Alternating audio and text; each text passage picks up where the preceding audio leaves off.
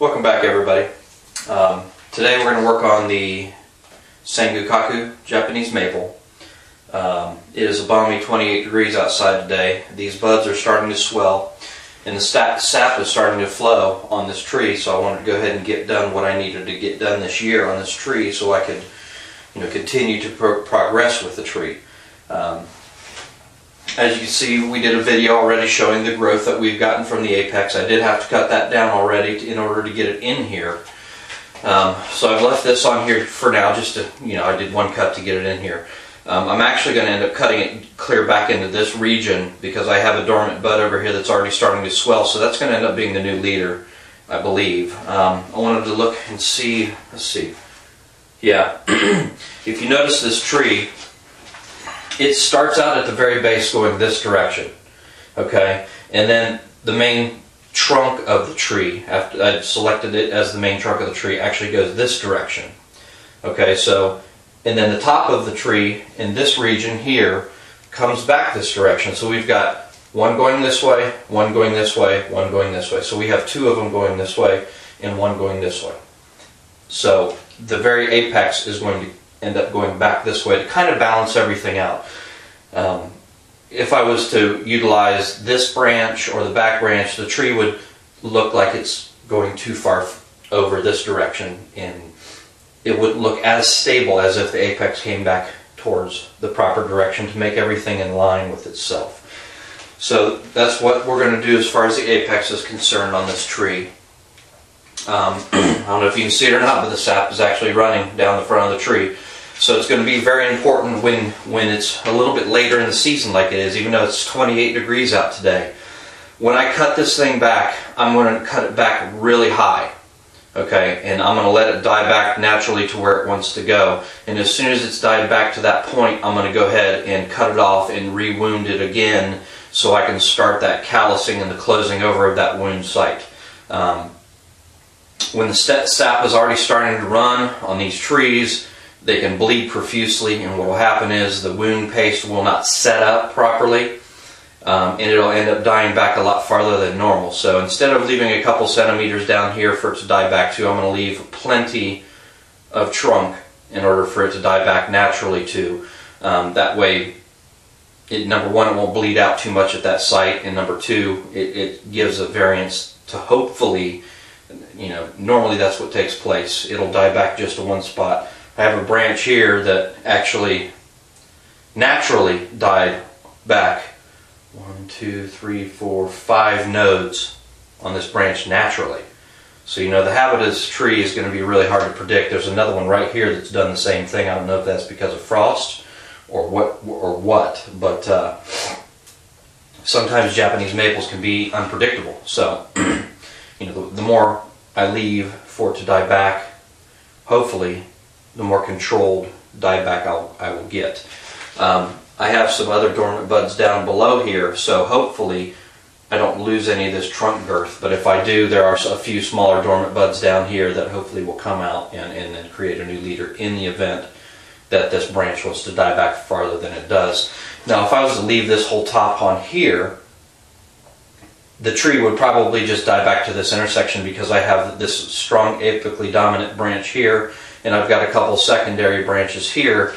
The problem with that is I feel it's way too tall for the overall final design of this tree. I mean, if the top of this tree was, say, here, the tree's going to look a lot skinnier and more feminine, and it's going to take away a lot from the girth of the trunk base of this tree. And to me, and I have not yet seen a Sengokaku bonsai that has a trunk as thick as this one. I'm sure there's probably some out there, but myself, personal experience wise, I have not. And I really want to accentuate the thickness of the trunk on this tree because the trunk on this tree is huge for a Sengokaku bonsai.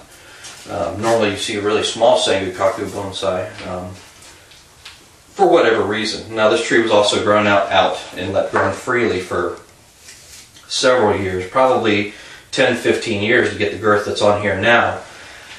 And I want to accentuate that. I want this tree to look like a really large, ancient tree, kind of like our Sharp's Pygmy that we just did, as well as the hornbeam that I have. You know, I like the really massive, stable, ancient-looking trees, and that's what I'm trying to recreate in this one as well. So we're going to go ahead and get started. First things first, way too many branches on this tree. Let me get to the white background so you can see it instead of me standing behind the thing. This thing exploded with growth like I anticipated it doing last year, and just about every dormant bud on this thing popped out and created a branch somewhere, which is great for me because I needed some branching down low on this tree. The bad thing is I didn't get some where I needed them, and I knew that was probably going to be the case. I needed a branch to pop in this area of the tree. I've got this, which, you know, I was thinking and considering of being a primary branch, and I'm still kicking that idea around. I just think it's way too low on the tree. The base of the tree, let me zoom in for you here and get so you can get more of an idea of what I'm talking about. Bear with me, guys.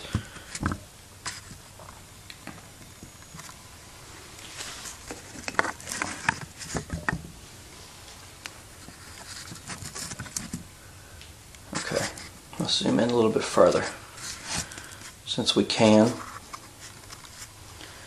Alright, and I apologize for the lighting. I want everybody to know I understand. I heard your comments about the lighting. I'm in the process of trying to get the wiring that's necessary. I got to have 250 feet of 2-gauge wire. I've got a 100 amp service panel in this shop, in this studio, whatever you'd like to call it. And in order to do that, I have to get a permit. I have to have the wire, and I have to bury the wire 24 inches deep in conduit. So I'm working on getting the permit, I'm working on getting the wire, I'm working on getting the conduit. It's going to cost me somewhere around $2,000 to get the electric back to this thing. So, you know, I'm in process. It'll be done shortly. I hope to have it done in the next few weeks. Once I have electric back here, I've got to put all the outlets and all the sockets in. I've got to buy lights. I've got to hang the lights. So believe me, I hate doing these videos in low light conditions because I really would like you guys to see the detail of what's going on here. And if you just bear with me, I'm doing the best I can right now. Real soon I'm going to have electric back here, and I'm going to have lighting so we can actually see what the heck's going on. Until then, I appreciate everybody that's stuck with me on this stuff, and believe me, it's going to get better real soon. Back to the trunk of this tree. You know, the tree's got a really massive base on it, and it's got a really nice nabari as well. I mean, the nabari is wide, it's uniform in the front, it's got some decent nabari in the back as well. But this branch, I feel, is just too low on the tree for the final design. I would, in a perfect world, and we're going to do it with grafting, I would prefer my first branch to be somewhere around here. You know, and then a secondary branch somewhere around here. And then, of course, we have this branch, and this branch, and this branch, and then the top. So that's what we're going to try to recreate with this tree, and we're going to actually do it today. So first thing I need to do is kind of just spin the tree around, look at it, come up with an idea of where I really want to have my first branch. You know,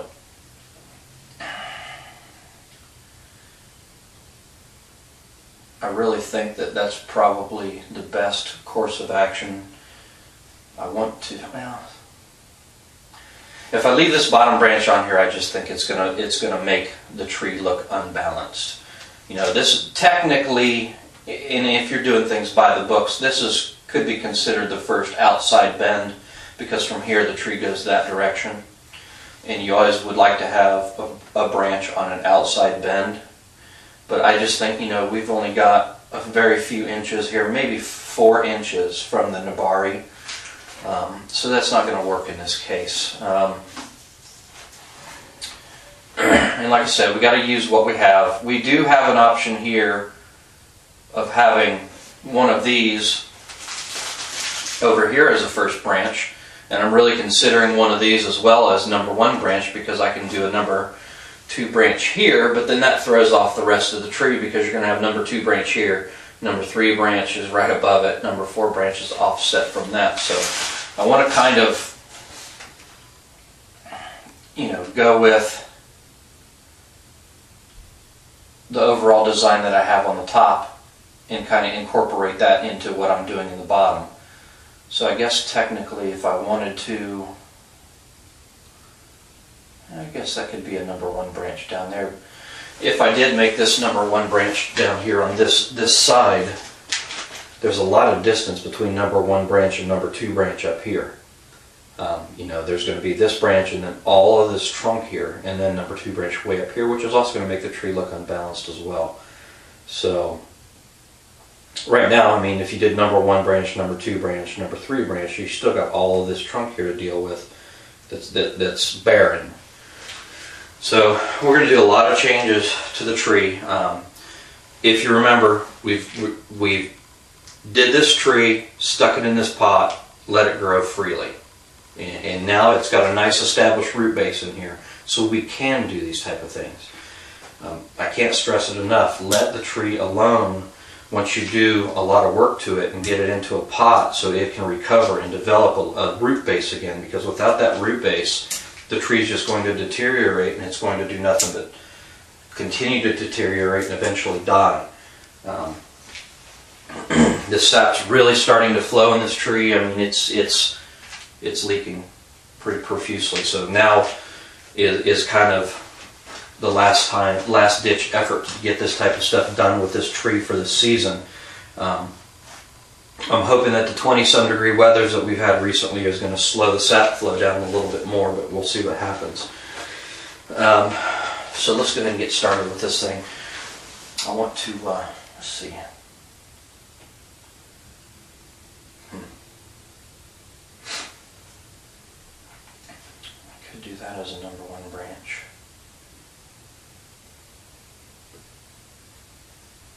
I'm going to do some thinking about what I want to do with this tree here.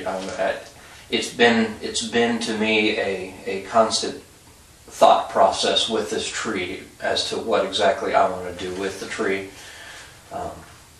I'm still not really 100% sure, so I'm going to go ahead and look a little bit further in depth with this tree and figure out what the best plan of action is going to be for this tree. I may end up doing this as the number 1 branch. The more and more I look at it, the more and more I like this as the number 1 branch. I like where it's placed on the tree.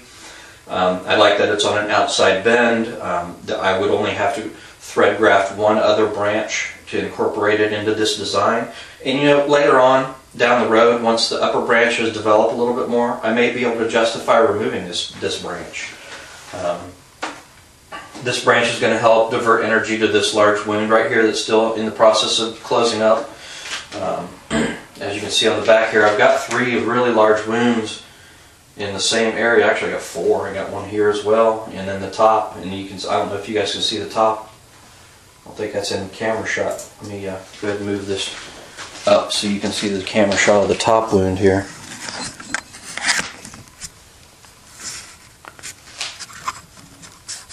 Zooming on in. It's got a lot of back budding up here, and this wound actually is dyed back clear down to this point here. So this wound is dead all the way from here down to this point and then back up again, and it's starting to close up because we let this grow freely, and it'll continue because this little dormant bud here is going to be the new apex, and I'm going to let it grow till it's about as thick as these upper branches here. And that'll continue to close this wound site, but we've got a little bit of work that we need to do here as well to encourage that to take place. Peel back this bark. It actually is callousing but underneath this bark. So, you know, it's just a matter of encouraging that callousing to continue, and before you know it, it'll be completely healed over. But we've got to give it a place to callus into. So this whole top piece here is going to need some carving and some reduction in order to get that done. But yeah, back to these. I've got a large wound here, and you can't see it because it's not on camera. So we need to zoom back out.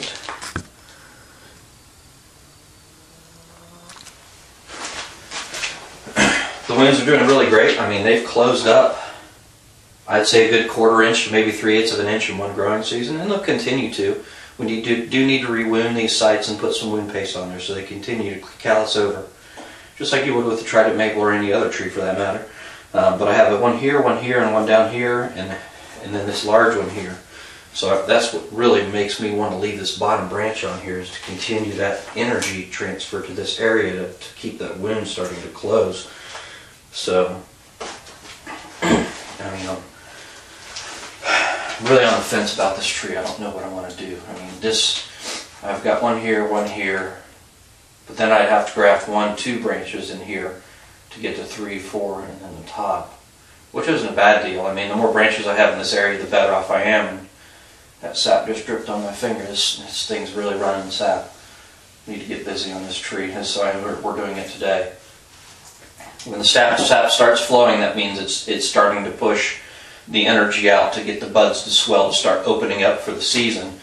So really, I should have done this a couple of weeks ago, but I didn't have the ability to do that because my son was just born, and that's kind of more important to me than my trees at the moment. So I've got a few moments to do it this weekend, so I'm going to take advantage of it.